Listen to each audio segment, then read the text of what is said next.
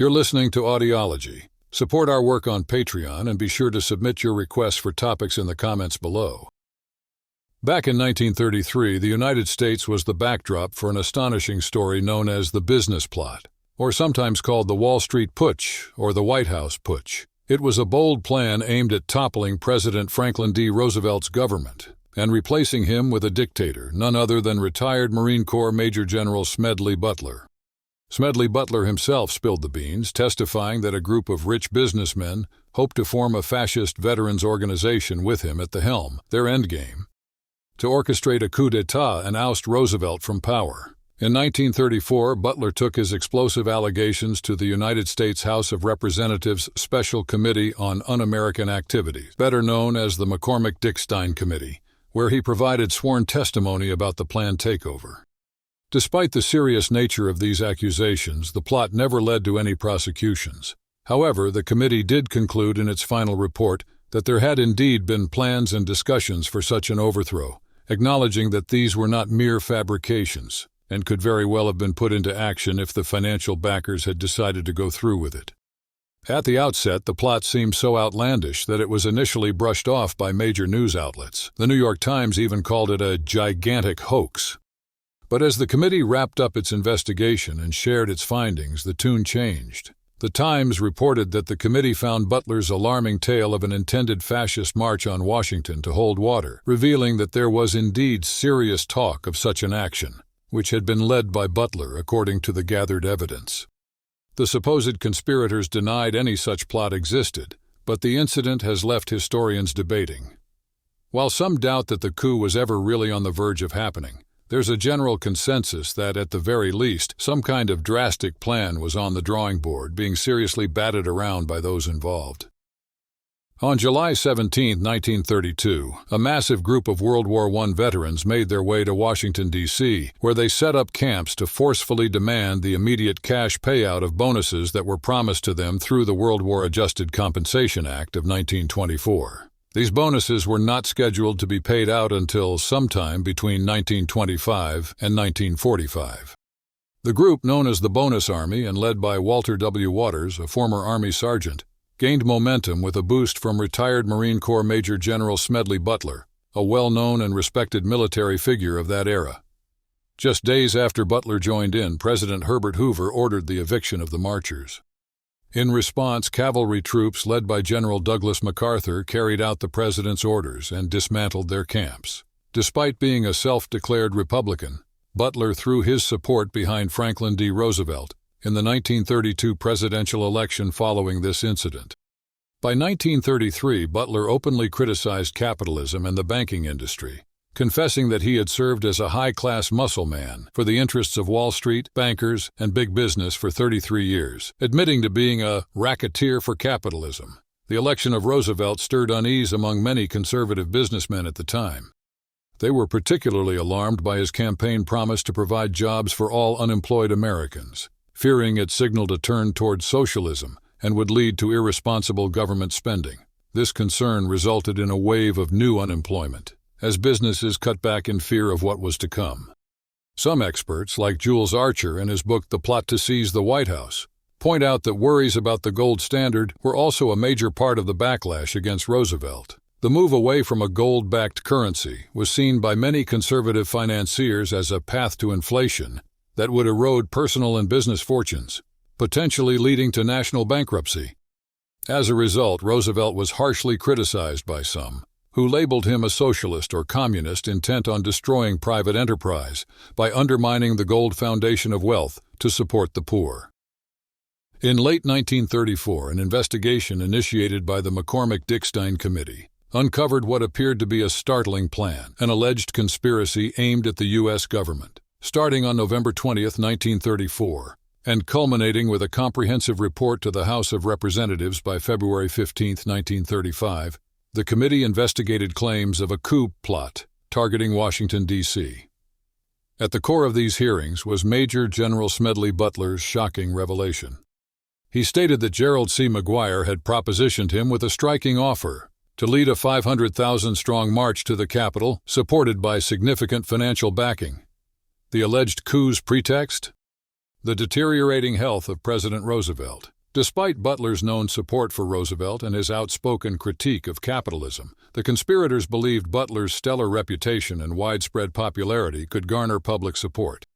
The plan reportedly would position Butler in a commanding role as Secretary of General Affairs, while diminishing Roosevelt to a mere figurehead. When it came time to verify these allegations, everyone named by Butler denied any involvement. Interestingly, while McGuire did testify before the committee, others were not called, with the committee dismissing the necessity based on a lack of concrete evidence. The drama escalated on January 29, 1935, the committee's final day when journalist John L. Spivak introduced a bombshell. In New Masses, a communist magazine, he published the first of two exposés. He implied that crucial testimonies excluded from the official record as hearsay implicated J.P. Morgan and other high-finance entities in collusion with fascist groups to oust Roosevelt. However, historian Hans Schmidt criticized Spivak for sensationalizing his findings, particularly his baseless claims regarding Jewish financiers. Gerald C. McGuire, the only conspirator to testify, passed away on March 25, 1935, at 36. His death, attributed to pneumonia by his attending physician, was said to have been expedited by the stress and collapse brought on by the accusations related to the scandal.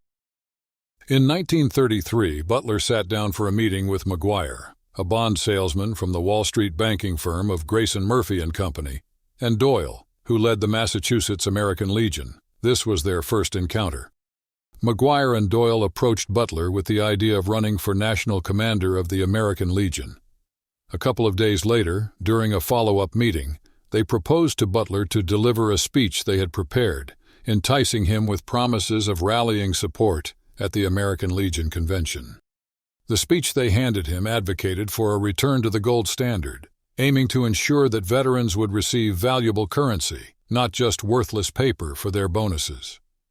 This pitch only fueled Butler's skepticism about their intentions. In early August, McGuire visited Butler by himself, revealing that his employer, Grayson Murphy, had been a financial backer of the American Legion's establishment in New York. Butler expressed his view to McGuire that the American Legion was merely a tool for breaking strikes. After this encounter, Butler never crossed paths with Doyle again. By September 24th, McGuire dropped by Butler's hotel room in Newark for a discussion.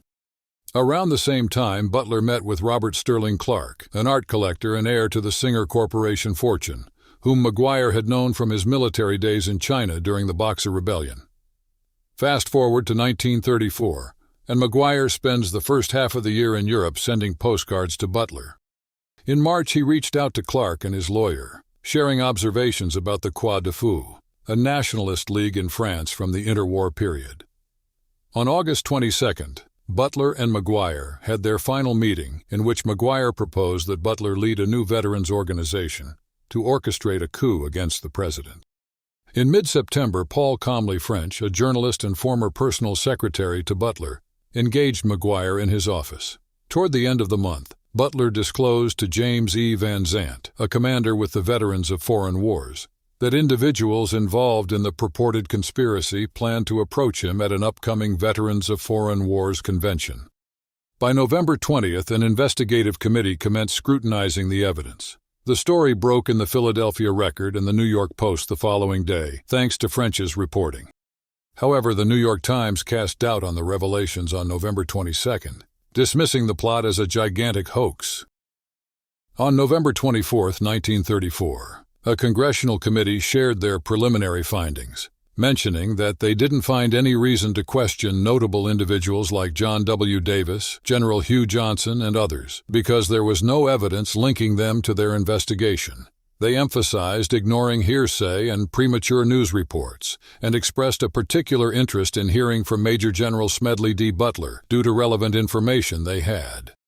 Fast forward to February 15, 1935, when the committee released their final report. It was revealed that in the concluding weeks of their investigation, they uncovered attempts to create a fascist organization within the United States. However, they couldn't find any ties between these attempts and any fascist movements abroad. The committee highlighted testimony from Major General Smedley Butler, a highly decorated veteran who discussed interactions with Gerald C. McGuire. Maguire allegedly proposed forming a fascist army led by Butler. Despite Maguire denying these claims under oath, the committee confirmed the accuracy of Butler's statements, except for the direct proposal to establish the organization. This was, however, supported by Maguire's correspondence with Robert Sterling Clark, indicating Maguire had been examining fascist veteran groups overseas. On November 21, 1934, just as a congressional committee began hearing evidence, the New York Times broke a story about General Butler exposing a so-called fascist plot aimed at overthrowing the U.S. government. This plan allegedly involved a Wall Street group who wanted Butler to command an army of 500,000 to march on the Capitol. Both the individuals named in the accusation and the Philadelphia Record, which also covered the story over 2 days, were quick to express their disbelief and anger. The very next day, amidst ongoing testimonies, the New York Times ran an editorial dubbing Butler's claims as nothing more than a gigantic hoax, criticizing the account as bald and unconvincing. Meanwhile, Time magazine reported on December 3rd that the committee had found definite proof that such a fascist plot, with Butler at the helm, was indeed considered seriously. High-profile figures like Thomas W. Lamont of J.P. Morgan & Company and potentially involved General Douglas MacArthur outright dismissed the story. Lamont called it perfect moonshine, while MacArthur laughingly dubbed it the best laugh story of the year. However, the tone significantly shifted by February 16, 1935, when the New York Times, following the committee's final report, acknowledged the plot's reality on its front page. This report suggested actions to limit foreign instigators and specifically highlighted Nazis as major propagandists. It reiterated Butler's testimony about being approached to lead a fascist march on Washington, which was now believed to have been a real consideration. Adding to this, James E. Van Zandt, a commander for the Veterans of Foreign Wars, later confirmed that he too had been approached by agents of Wall Street to lead a fascist dictatorship disguised as a veterans organization, echoing Butler's earlier warnings just months after they were made. Speaking in 1958, Pulitzer Prize-winning historian Arthur M. Schlesinger, Jr. described how many people, including Mayor LaGuardia of New York, brushed off a certain matter as nothing more than a cocktail putsch. Schlesinger further noted that though Maguire might have had a grand plan in mind, the difference between thinking about doing something and actually doing it was significant. He doubted that the Republic was really in any danger. Historian Robert F. Burke suggested that the heart of the accusations probably involved a mix of real attempts by a few financiers connected to veterans organizations to peddle influence, alongside claims made by Butler that served his own peaceful and popular causes. Hans Schmidt, another historian, pointed out that even if we take Butler at his word, the true intentions and honesty of Maguire remain a mystery. Schmidt suggested that Maguire might have been playing both sides, a suspicion Butler himself had at one point. Following the House Un-American Activities Committee hearings, Maguire was seen as little more than a minor con artist, whose actions alone couldn't substantiate such a significant plot. Whether Maguire was genuinely investigating something, or if he was set up to fail, those behind him made sure to keep their distance and let him fall apart during the hearings. In 2007, the BBC reported that Prescott Bush, father and grandfather to 2 U.S. presidents, was supposedly a crucial link between the plotters of a business coup in 1933 and the new Nazi regime in Germany. However, Jonathan Katz challenged this claim, suggesting it was the result of a misunderstanding from a clerical mistake during research.